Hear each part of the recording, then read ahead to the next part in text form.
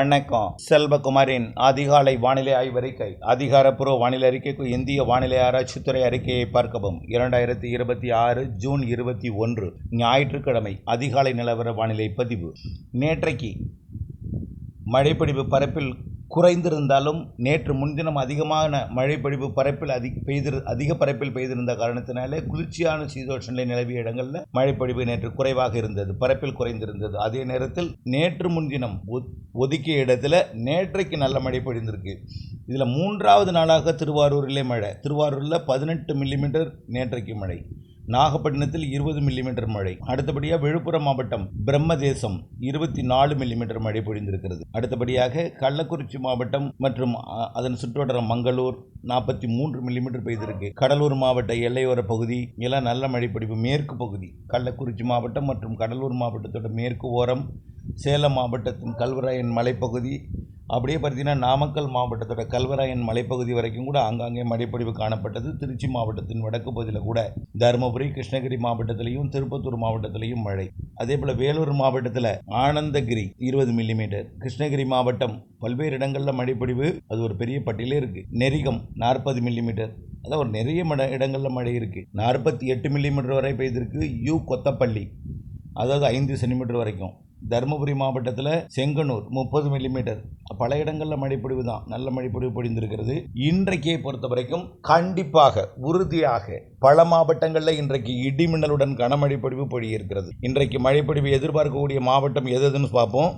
உறுதியாக எதிர்பார்க்கக்கூடிய மாவட்டங்கள், அது எத்தனை மணிக்கு மழைப்பொழிவு தொடங்கும் என்பதை பார்ப்போம். இன்றைக்கு கேரளாவில் மேற்கு தொடர்ச்சி மலையில் கொஞ்சம் தென்மேற்கு பருவமழை தீவிரமடையும். ஆனால் வலு இல்லாமல் இருக்கக்கூடிய இந்த தென்மேற்கு பருவமழை தமிழ்நாட்டில் வெப்பசலன மழைப்பொழிவு இன்றைக்கும் நாளைக்கும் பரப்பில் அதிகரித்து கொடுக்கும். இன்றைய விட நாளைக்கு குறைவாக இருந்தாலும் நாளைக்கே ஒரு திருப்தியான மழைப்பொழிவு பல மாவட்டங்களில் கொடுக்க போகிறது. இன்றைக்கு நிறைய மாவட்டங்களில் கொடுக்க போகிறது. இன்றைய மழைப்பொழிவு திருநெல்வேலி, தென்காசி, தூத்துக்குடி மற்றும் விருதுநகர் மாவட்ட பகுதிகள், தேனி, மதுரை மாவட்டத்தில் உறுதியாக. இன்றைக்கு தூத்துக்குடி மாவட்ட கடலோர பகுதிகளில் கூட வாய்ப்பு இருக்கு. தூத்துக்குடி மாநகரம் உட்பட எட்டயபுரம், விளாத்திக்குளம் இந்த பகுதிக்கெல்லாம் மழை வாய்ப்பு இருக்கு. அதே போல மதுரை, அதே போல பேரையூர், திருமங்கலம், மதுரை மாநகர் வடக்கே, அதே போல பழமுதிர்ச்சோலை, அப்படி பார்த்தீங்கன்னா பாலமேடு, அலங்காநல்லூர், சோழவந்தான், உசிலம்பட்டி இங்கெல்லாம் மழைப்பொழிவு தெரிகிறது.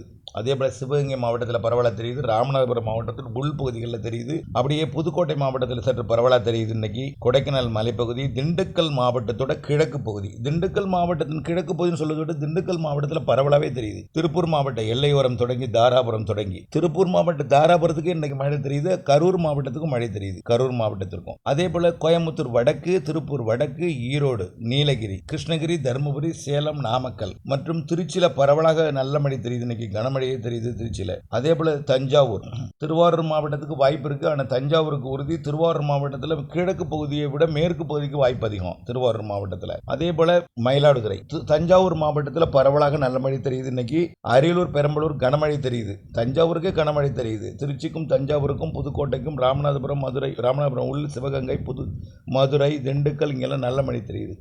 அதே போல சேலம், ஈரோடு, நாமக்கல், கிருஷ்ணகிரி, தருமபுரி, திருப்பத்தூர், வேலூர், ராணிப்பேட்டை, அப்புறம் திருவண்ணாமலை, கள்ளக்குறிச்சி, விழுப்புரம், கடலூர், புதுச்சேரி இங்கெல்லாம் நல்ல மழை தெரிகிறது. இன்றைக்கு கள்ளக்குறிச்சி, விழுப்புரம் இதெல்லாமே, கடலூர்லாம், கோடியக்கரை முனை, ராமேஸ்வரம் பகுதி மற்றும் இந்த தூத்துக்குடி மாவட்டத்தோட ராதாபுரம் பகுதி, இந்த 3 இடத்துல மட்டும் கொஞ்சம் சந்தேகம். அதாவது தூத்துக்குடி, திருநெல்வேலி மாவட்ட ராதாபுரம் பகுதி, தூத்துக்குடி மாவட்ட திருச்செந்தூர் பகுதி இது கொஞ்சம் ஒதுக்கும். அதே போல ராமநாதபுரம் மாவட்டம் ராமேஸ்வரம் பகுதி, அதே போல ராமநாதபுரம் மாவட்டம் தெற்கு கரை கூட கொஞ்சம் ஒதுக்கலாம். அதே போல கோடியக்கரை முனை, வேதாரன் இந்த பகுதி ஒதுக்கலாம்.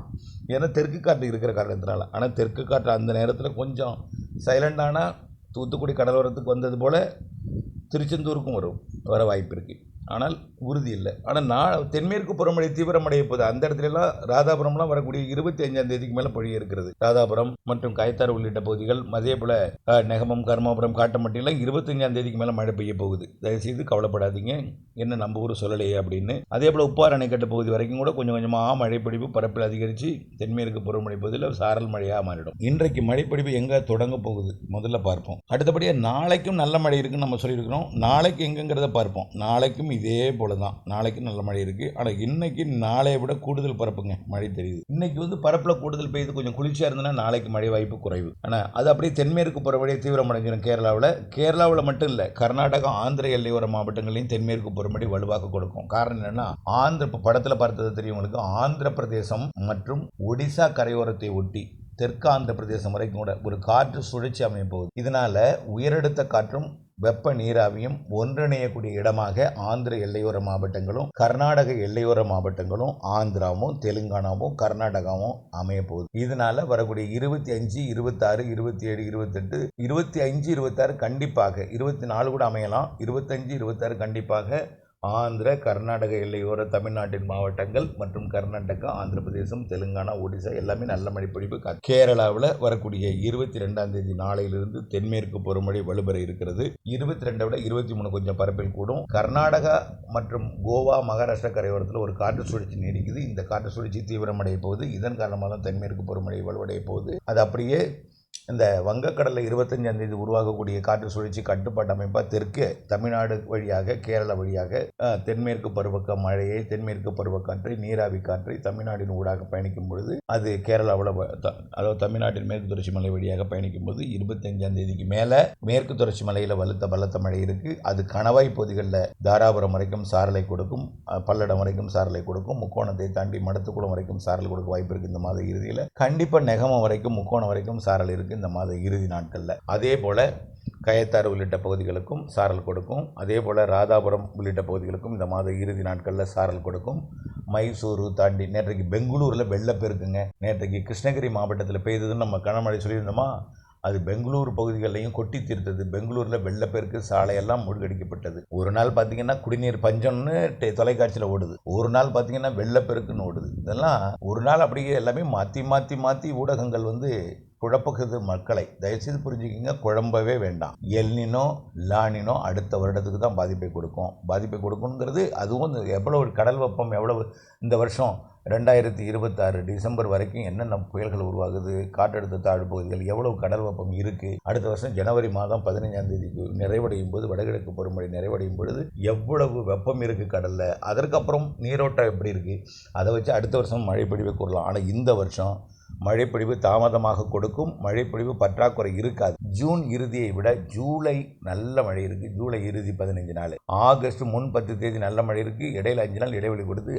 ஆகஸ்ட் இறுதி தாங்க பலத்த மழை இருக்குது. பொதுவாக மீண்டும் சொல்கிறது ஒன்று தான், மேட்டூர் அணை எப்போ நிரம்பிருக்கு? ஆகஸ்ட்லாம் நிரம்பிருக்கு. ஜூனில் 12ஆம் தேதி தண்ணி திறந்தாங்கன்னா அது போன வருடத்தில் அணையில் தேக்கி வைக்கப்பட்டிருந்த தண்ணீர் தான், மீதம் இருக்கக்கூடிய தண்ணீர் தான் எவ்வளவு அடி மட்டம் தேக்கப்பட்டு இருப்பு இருக்குன்னு வச்சு தான் திறப்பாங்க. ஜூன் மாதம் எப்பொழுதுமே திறந்து எடுத்து அடுப்புலையே வெள்ளப்பெருக்கு ஏதோ கர்நாடகாவில் ஏற்படுத்தாது. கர்நாடகாவிலேருந்து ஆகஸ்ட் மாதம் இதுவரைக்கும் தண்ணீர் திறந்து விடப்பட்டிருக்கிறது. கடந்த வருடம் மட்டும் கொஞ்சம் முன்கூட்டியே மழைப்பொழிவு பொழிந்தனால முன்கூட்டியே திறந்து விடப்பட்டது. அதையும் நம்ம சொல்லியிருந்தோம் ஏற்கனவே முன்கூட்டியே. அடுத்த ஆண்டு எப்படி இருக்குங்கிறத வரக்கூடிய ஜனவரி மாதம் அறிவிக்கலாம். ஆனால் இந்த ஆண்டு தென்மேற்கு பருவமழை ஆகஸ்ட்டில் வலுத்திருக்கும். அணைகள் நிரப்பும் மழை இல்லைன்னா கூட 100 அடியை தாண்டக்கூடிய அளவில் அதிக நீரை திறக்கும் வகையில் கண்டிப்பாக நிரப்பும் மழைப்பொழிவும் ஆகஸ்ட் இறுதியில் இருக்குது.